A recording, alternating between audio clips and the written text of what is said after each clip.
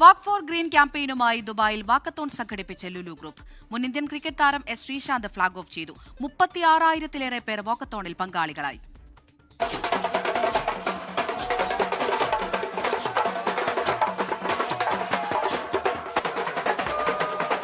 Walk four green എന്ന ഹാഷ്ടാഗോടെ ആരോഗ്യകരമായ ജീവിതശൈലി, ഫിറ്റ്നസ്, സുസ്ഥിരത എന്നീ സന്ദേശങ്ങൾ പങ്കുവച്ചായിരുന്നു ലുലു വാക്കത്തോൺ.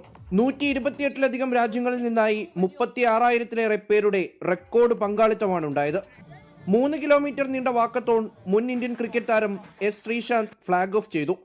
ആരോഗ്യകരമായ ജീവിതശൈലിക്കും ഫിറ്റ്നസിനും പ്രാധാന്യം നൽകിയുള്ള ലുലു വാക്കത്തോണിലെ മികച്ച ജനപങ്കാളിത്തം ശ്രദ്ധേയമായതായി എസ് ശ്രീശാന്ത് പറഞ്ഞു. Hello Dubai, thank you very much. This energy is so good. I never knew that this kind of energy, and obviously it's Lulu Group and the entire Dubai is here. It's fun entertainment, walking along with such legends. It's an amazing honor. One thing I would say is fitness is. I always say fitness. You should be, put it as the first option. UAE മുന്നോട്ട് വയ്ക്കുന്ന മികച്ച ജീവിതശൈലി സന്ദേശങ്ങൾക്ക് കരുത്തേകുന്നതാണ് Lulu walkathon എന്ന Lulu global operations director Saleem MA വ്യക്തമാക്കി.